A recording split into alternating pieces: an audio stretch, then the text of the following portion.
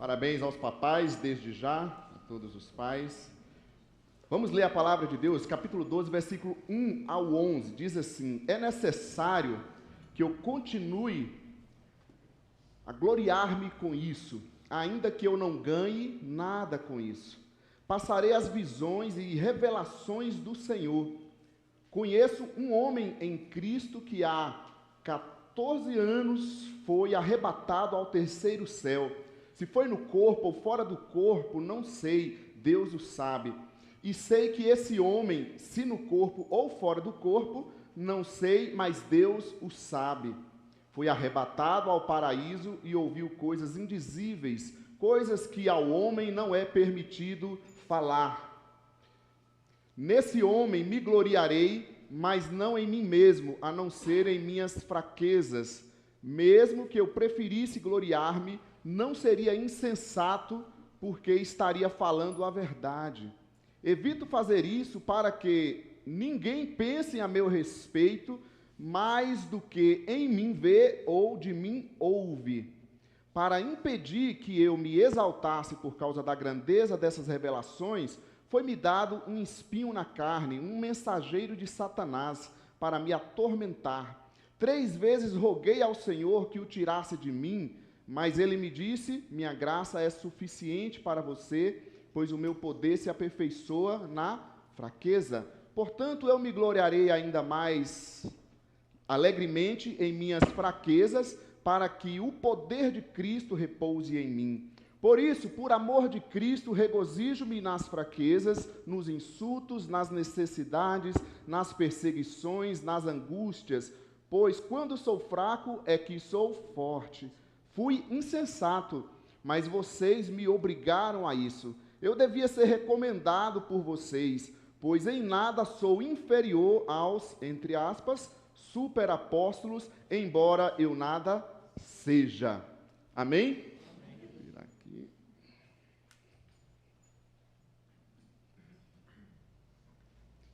Bem, sei que hoje é o Dia dos Pais, mas esse texto bíblico fala desse tema que eu quero chamar de os bastidores da fama. Nós temos visto sempre pessoas influências, pessoas famosas, né, muito conhecidas, mas quando a gente vai conhecer um pouquinho dos bastidores, quando eles vão revelar os bastidores, eles vão revelar o quê? Suas doenças, problemas psíquicos, porque existe um bastidor. Nós não somos essa pessoa que simplesmente estamos vendo aqui, né? Recentemente, alguns outros artistas com diagnósticos, apresentando ali sintomas, e o que é interessante é isso, uma pessoa famosa, conhecida, alegre, mas nos bastidores, como ela está? Está ferida, muitas vezes, inclusive, esse tipo de vida que leva, né? Que leva se expondo, buscando, quem sabe, toda essa exposição tem trazido ainda mais doenças, mais problemas para ela mesma. E aqui, em 1 Coríntios, a carta de 1 Coríntios é uma carta que fala muito da igreja de Corinto. Da igreja. Se a gente quer entender e estudar eclesiologia, entender igreja, nós temos que estudar profundamente 1 Coríntios. 2 Coríntios é uma carta que fala muito do ministério apostólico, de Paulo. A gente vai ver em muitos momentos ele se defendendo. Por quê? Porque o apóstolo Paulo foi muito rejeitado. A gente sabe que ele foi escolhido depois, né, dos outros, né, foi o último, e ele foi muito rejeitado, teve muito problema com o seu apostolado, com o seu ministério, e muitas vezes ele está tendo que se defender. Aqui em 1 Coríntios capítulo 12, o contexto é esse momento particular que ele só fala aqui. Esses bastidores só aparecem nesse momento. E já que hoje é Dia dos Pais, é interessante também a gente falar um pouquinho desses bastidores, porque os pais estão lá dentro de casa, é a vida familiar. Não é isso? As mães, a nossa vida familiar está lá dentro. Ontem tivemos uma excelente palestra, qual foi o tema de ontem? Conflitos, alguém tem conflitos? Resolveu todos os conflitos ontem? Mas fica tranquilo, resolveu alguma coisa, né? Então, algumas curiosidades aqui, gente, antes da gente entrar direto no tema. Paulo diz no versículo 5 aqui que ele se gloria nesse homem. Qual homem? Desse particular, que recebeu essas revelações de Deus. Ele não se gloriou nos milagres que ele fez, nos grandes ensinos. E olha que ele é o autor do Novo Testamento que mais escreveu no Novo Testamento. O seu fundamento não está na sua vida pública, e sim na sua vida particular com Deus. Quantas viagens missionárias ele fez, quanto sucesso, mas ele diz, eu me glorio nesse homem. A sociedade vive umas tendências há muito tempo. Nós colocamos a aparência sobre o coração. O que a gente valoriza mais, conhecer o íntimo ou as aparências? A sociedade vive em busca do fazer versus o ser. E nós estamos sempre nessa jogada, fazemos muito e muitas vezes somos pouco. Não nos preocupamos com quem somos. Um ativismo versus uma reflexão. Estar em momento de reflexivo não é tão bonito, tão glorioso, mas sim em muitas atividades. Uma multidão sempre acima da solitude. Estar a sós com seu filho, com o seu amigo, com sua casa, parece que não é o bonito, sós com Deus. Bom é a multidão. Quando está cheio, a gente diz, Deus está nesse negócio. A gente só se esquece que foi a multidão também que crucificou o Filho de Deus. A verdade versus fake news. Quantas vezes ficamos confusos com as notícias, né? Nas internets, políticas. Tem hora que a gente não sabe que lado, onde é que está a verdade, que é tudo muito confuso. Hoje em dia se fala da vida virtual versus a vida real. Por exemplo, quantos casais discutem, conversam mais, faz a sua DR por WhatsApp, em vez de conversar pessoalmente. Já não conseguem mais conversar pessoalmente. A vida real versus essa vida virtual versus a vida real. E também, já vem se falando muito, nós vivemos tempos de relacionamentos descartáveis. Nós não criamos vínculos, por isso ficamos sempre no virtual, que é mais fácil. Então, queridos, por que olhar para os bastidores? É nos bastidores que lidamos com nossas fraquezas. Versículo 7 que nós lemos, diz que para impedir que eu me exaltasse por causa da grandeza. Qual era a fama de Paulo? Grandes ensinos, grandes milagres, grandes escritos. Mas qual eram os bastidores de Paulo? Ele chama aqui de espinho na carne, de mensageiro de Satanás. A fama, grandes ensinos, grandes escritos, grandes viagens, mas nos bastidores tinha um espinho na carne. Que negócio de espinho na carne era esse? Ninguém sabe. Se especula tantas coisas, poderia ser uma doença nos olhos, que às vezes ele fala que eu escrevi, né, com letras grandes, parece que ele teve alguma dificuldade, não se sabe. O que se sabe é que era algo que o incomodava. Um espinho, uma fraqueza, algo muito difícil para ele. E aí ele diz que rogou a Deus para que tirasse dele. E qual foi a resposta? Deus tirou? O grande apóstolo que realizou tantos milagres, parece que era meio fraco. Era Batista, quem sabe? Deus não atendeu. E aí? Quantas vezes você, pai, a gente se sente fraco e a gente acha que Deus não está com a gente? Quantas vezes, o que acontece? Porque a sociedade está passando uma ideia para nós, que nós precisamos ser o sucesso, ser o grande. Não.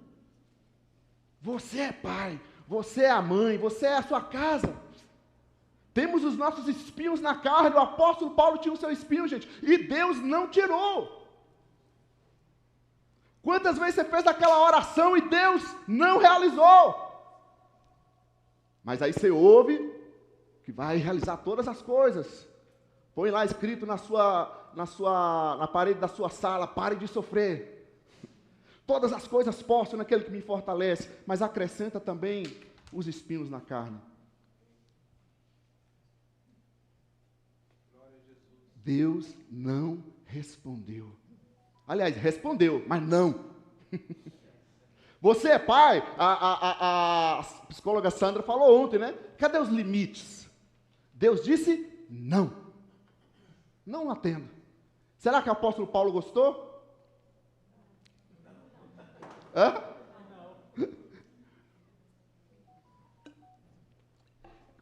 motivo que Deus não retirou esse espinho na carne? Para impedi-lo de exaltar com o grande ministério que Deus tinha na vida dele.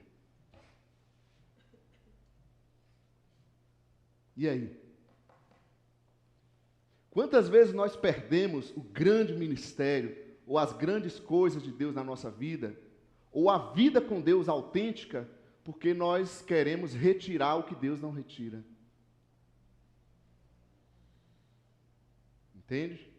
Deus, né, que a gente cantou aqui, seja feita a tua, mas na prática, nos bastidores, aqui na igreja, no público, a gente canta, seja feita a tua vontade, mas em casa a gente canta, seja feita a minha vontade. Com o cônjuge, você fala, seja feita a minha vontade.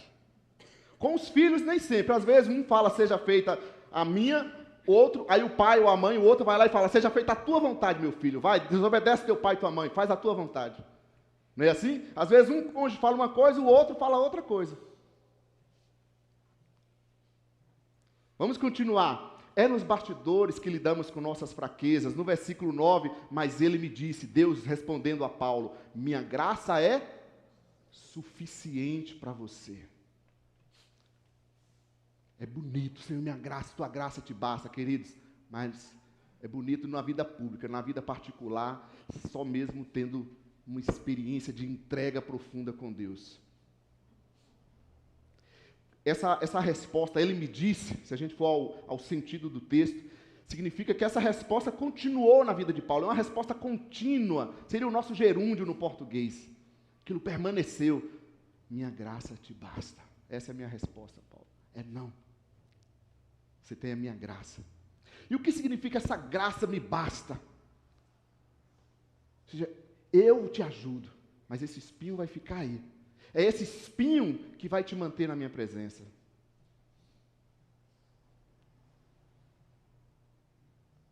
Eu sei que você pensa assim, nossa, poderia não ter lutas nessa vida, né?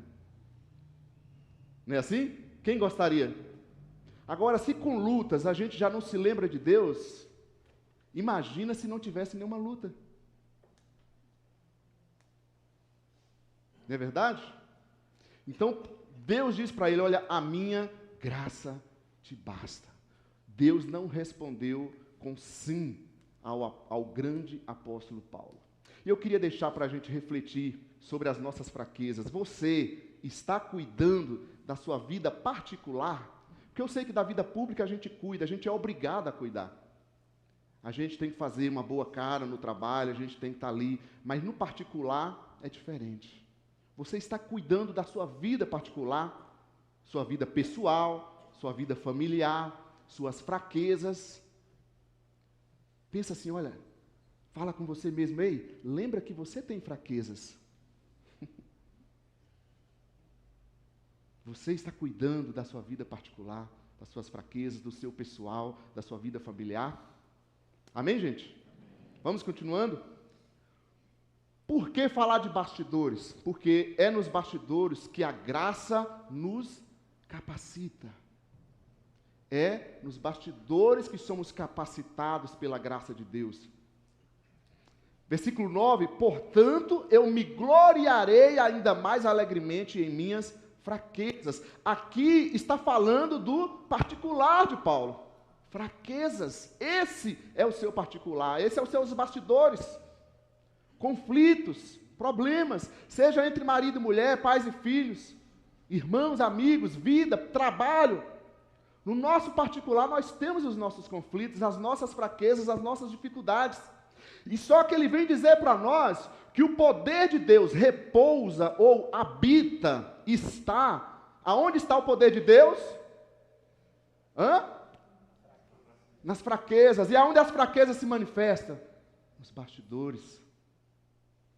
Não é num super culto, num super evento que Deus vai manifestar. A graça vai nos capacitar nas fraquezas, nos bastidores. Você imagina, a gente ouviu o Natan recentemente, você imagina lá eles escondidos, reunindo fazendo um cultinho com 9 pessoas, meio inclusive escondidos, disfarçando no meio de uma cafeteria tal, que poder de Deus está repousando? Se nós compreendemos que poder de Deus é um movimento, aquela coisa, aí nós criamos isso, né? Nós temos que bater palma, pular, aí o outro chega que não quer fazer isso, a gente acha que não há poder de Deus nele. A gente se esquece que o poder de Deus se manifesta nos bastidores, nas fraquezas, não num grande evento, não num super espaço.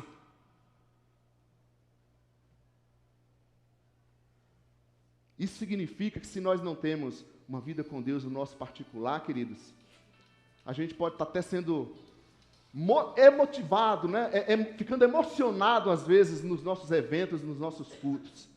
Mas a gente tem que perguntar, é presença de Deus ou é emoção humana somente?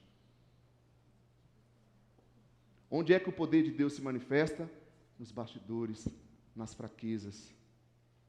É na hora que, como ouvimos ontem, que a família senta à mesa com seus filhos, sabe dizer não aos filhos, tira o celular e vamos conversar. O poder nos capacita ali.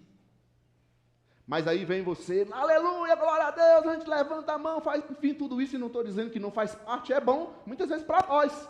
Não significa que é bom para Deus, que Deus está agindo poderosamente dessa forma aqui. Mas Deus quer que você, pai e mãe, chegue lá na mesa, filho, desliga o celular agora a gente vai conversar. Diz não. O poder vai capacitar ali. Amém, gente? Então, queridos, a fraqueza, nossos problemas, nossos conflitos, não é o obstáculo, não é o problema. Quantas vezes a gente está apontando do outro o erro, a fraqueza, o que falta? O casal chega, mas a gente é diferente, ele não faz isso, ela não faz aquilo. O filho não sei o quê. A fraqueza não é o problema, não é o obstáculo. Você pai, você mãe, você família aqui presente. Você não precisa ser um super-homem. A gente tem esse anseio, né? Essa loucura pelo super-herói. Né? Hollywood nos enfeitiçou. A sedução de Hollywood nos corrompeu. Nós temos essa coisa de ser o super. Você não precisa ser um super-homem, uma super-mulher. Você não precisa ser um super-crente. Porque a fraqueza não é o obstáculo, é na fraqueza que Deus vai te capacitar. É nos seus bastidores que Deus vai capacitar. Deus quer trabalhar através dessas coisas nas nossas vidas. Aí quando a gente não se sente um super crente, a gente tem que buscar outras coisas que vão nos ensinando. Você não precisa de uma super igreja, de um super culto, de um super evento para transformar a sua vida. Você precisa da presença de Deus. E essa presença não precisa de nada além do seu coração, verdadeiramente na presença de Deus. Então, se nós chegamos aqui, queridos, e não estou dizendo que a gente não deva cultuar, adorar, isso é muito de cada um. Bate palma, pula, dança, faz o que a gente glorifica, amém, tudo isso é bom. Mas a hora que a gente está em casa, que a gente senta à mesa, como que é? Na hora que a gente levanta cedo, como que está? Tem que sair, tem que tomar banho, tem que levar o filho, fazer café, todas essas coisas do nosso dia a dia, ir para o trabalho. Como que é? Você não precisa de nada mais do que a presença de Deus. O que é que nós estamos buscando, gente? Deus está disponível ou não está? Você não precisa subir num monte físico. O monte é onde você dobrar o seu joelho, onde você lançar o seu coração diante do Senhor. Você precisa da presença de Deus. Dessa forma, o que nós vemos? Pessoas com uma vida pública, um show. Publicamente, um grande show. Inclusive no meio gospel, no meio evangélico também, né? Líderes, um grande show. Uma grande igreja, um grande show. Mas se você for no familiar, no particular, você vai ver que é um grande desastre. Uma grande corrupção. Mas o que a sociedade vê? A vida pública, um grande show, Mas no particular, no familiar, se você vai mexer lá dentro, você vai ver um grande desastre, uma grande corrupção. A gente estuda muito, a gente trabalha muito, mas a gente busca pouco, no particular. Quem sabe a gente participa de muitos cultos, de muitos eventos, mas a gente busca pouco no nosso particular. Pensa comigo, não precisa responder, mas você pai, mãe, família, já que hoje é dia dos pais também, como que está o nosso dia a dia quando a gente levanta? Tem algum momento que você, como família, dentro de casa, está orando, você, sua mulher, com quem você vive dentro de casa, com a sua família?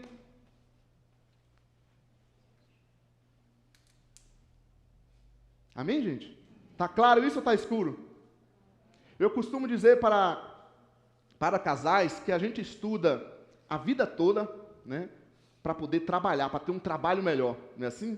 Você faz o ensino fundamental, ensino médio, depois tem que fazer ensino técnico, faculdade, etc., um monte de coisa, graduação, pós-graduação, idiomas, a gente tem que estudar a vida inteira para poder trabalhar, para ter um trabalho melhor. Aí a gente quer casar para viver a vida toda e não estuda nada, não quer saber de nada. Não se prepara nem um dia. Eu garanto que muitos aqui casaram, mesmo na igreja, e não fizeram nenhum estudozinho, nenhum tipo de curso de noivo, nada. Ou seja, qual é o princípio bíblico para casar? Ela não sabe. Mas como é que eu vou viver a vida toda? Eu estou me dispondo a viver a vida toda com uma pessoa que eu não sei o que o Deus, o Pai Celeste, quer que a gente faça. Mas a gente vai num super evento, no super culto, a gente ouve ali. Então, mais uma perguntinha. Eu tenho me capacitado ou sido capacitado nos meus bastidores? Nas lutas que eu enfrento, nas dificuldades que eu enfrento, na minha vida pessoal, no meu particular? Eu estou buscando ser capacitado ali? Com isso, querido, busque a direção de Deus, busque ajuda, busque sua liderança, busque ajuda profissional, porque Deus quer nos ajudar. Amém, gente?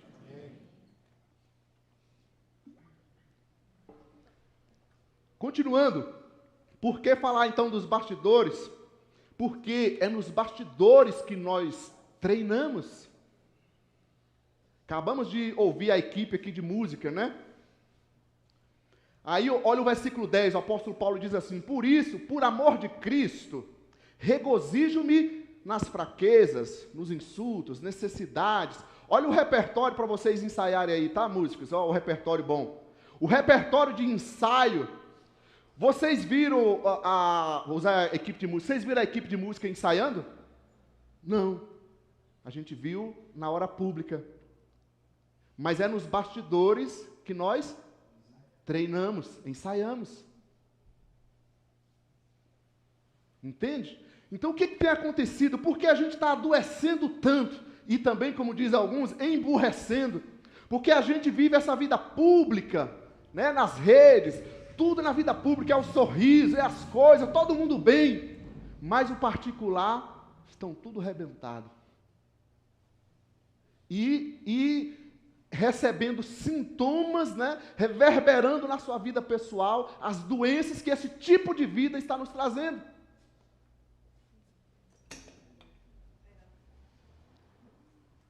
Então, olha só que repertório para a gente ensaiar, para a gente treinar. No caso do apóstolo Paulo, para começar, ele tinha esse negócio que ele chama de espinho na carne.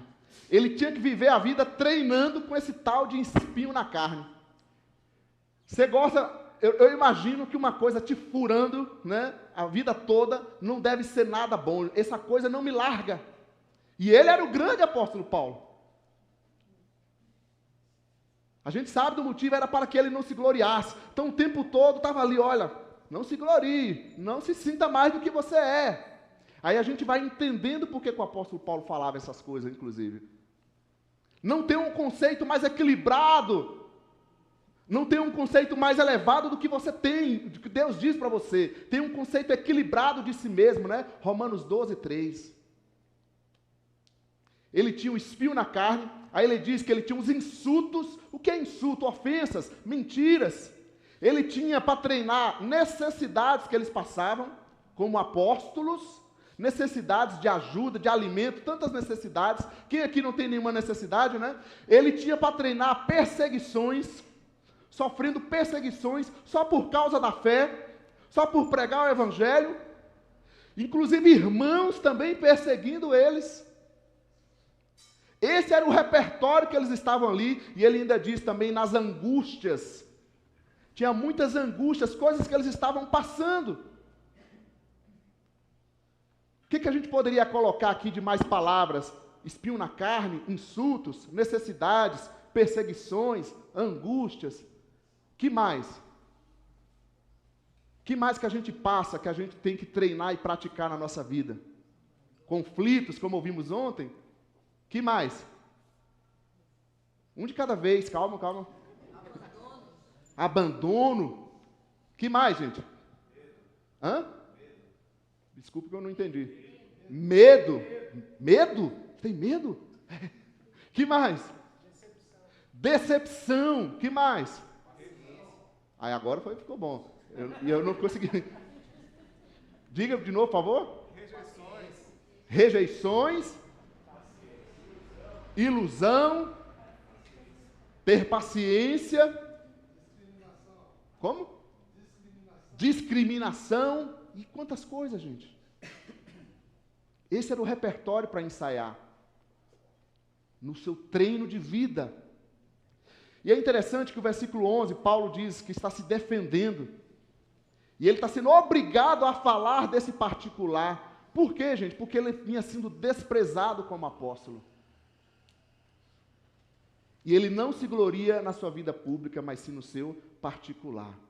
Então eu quero dizer para você com todo o coração, permita ser treinado por Deus. Seja a fraqueza, a luta, o problema que for, Deus está te treinando.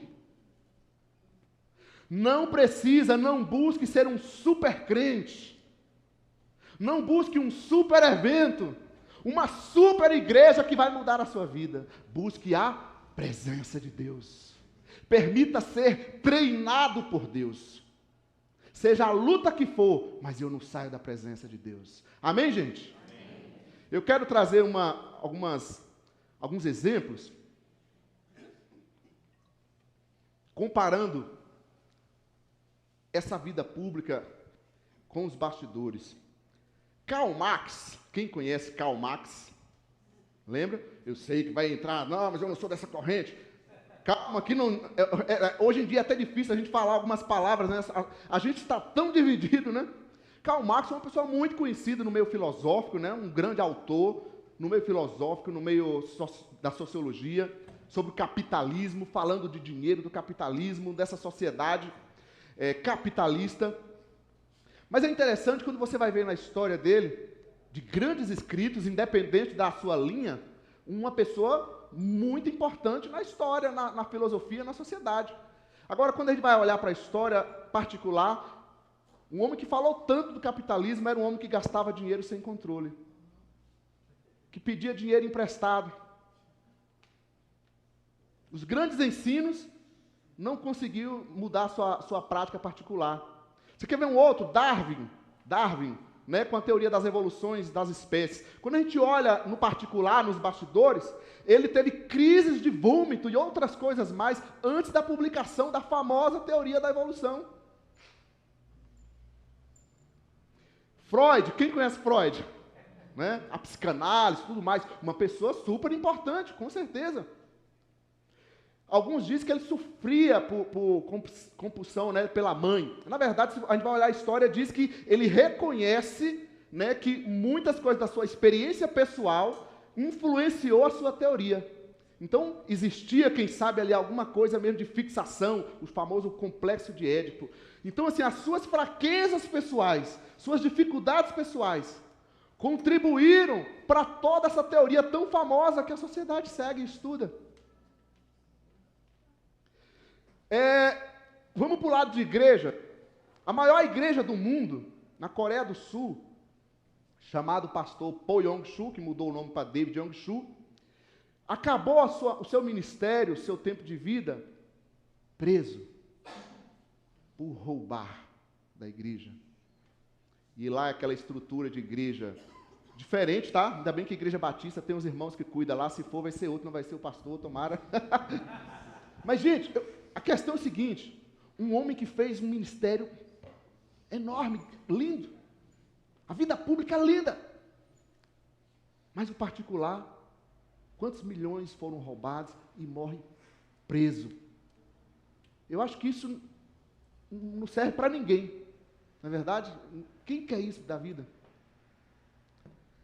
Vamos mais, Einstein, com a grande teoria da relatividade, se a gente vai olhar no particular, diz que ele tinha uma relação ruim, uma relação conjugal muito ruim. Alguns falam até que ele tratava como escrava, mas era a cultura da época, aquele jeito muito machista, né? A relação conjugal dele era horrível.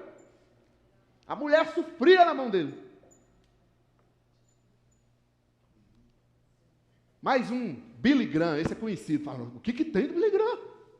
Billy Graham foi, com certeza, um dos maiores evangelistas na história do nosso tempo, né? Pelo menos moderno.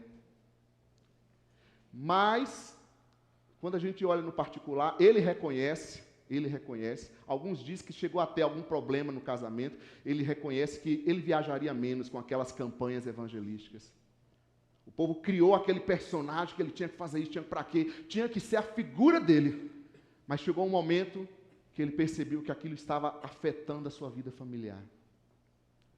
E a gente não sabe dizer se houve de fato um conflito, mas o que eu vi na história é que ele reconhece que ele faria diferente, que ele não seguiria esses caminhos.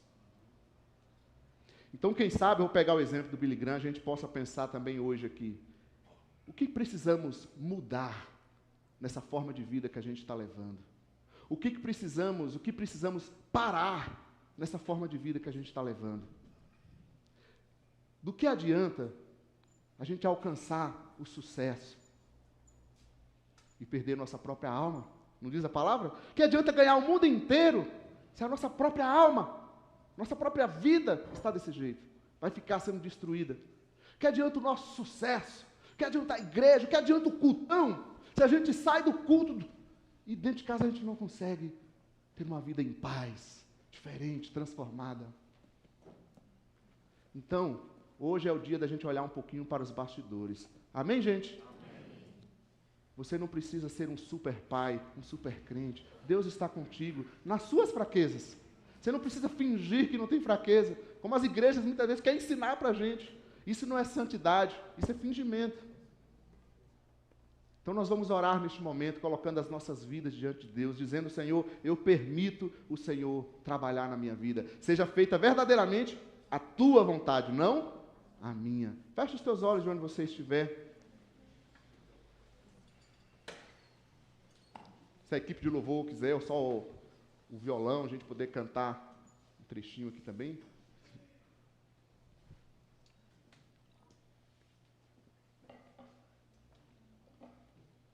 Feche os teus olhos um pouco. Pense no que você ouviu, no texto que a gente leu, na palavra de Deus, nos bastidores. Reflita um pouco como está sua vida, seu pessoal, seu coração. Deus está interessado com o seu coração, com as dúvidas, com as feridas, com as chateações. Deus está contigo. Deus quer trabalhar os seus conflitos. Diga ao Deus nesse momento, Senhor, toma a minha vida nas tuas mãos, Senhor. Trabalha na minha vida, me ajuda. Me ajuda, eu quero permitir o Senhor me tocar, me transformar, ser realmente guiado por Ti, viver a Tua palavra, Senhor. Ajuda-me como cônjuge, como marido e mulher, como pai e mãe, como filho, como profissional. Não quero ter um sucesso, uma vida pública tão bonita para as pessoas verem, mas uma vida pessoal tão ferida, Senhor. Eu quero a Tua paz, a paz que o mundo não pode dar. Viver na Tua presença, Senhor. Que esse momento aqui de reunião possa, Senhor, reverberar na minha semana, no meu dia a dia, Pai. Que a presença do Senhor que me toca aqui, eu quero sair daqui, Senhor, transformado, Senhor. Naquilo que eu não consegui resolver só, eu quero buscar ajuda Ajuda na minha comunidade, ajuda com profissionais, porque, Senhor, o Senhor tem uma vida melhor, o Senhor tem a tua paz para que eu viva, Pai. Ajude essa pessoa, este pai, essa mãe, essa pessoa neste lugar, Senhor. Seja no trabalho, seja na família. Meu Deus, intervenha hoje, em nome de Jesus. Em nome de Jesus, ó Pai. Não deixa essa família se desfazer. Não deixa, Pai, esse coração se desfazer, Senhor. Manifesta a tua graça curadora, restauradora, Pai, nesta vida, em nome de Jesus Cristo. Amém? Amém?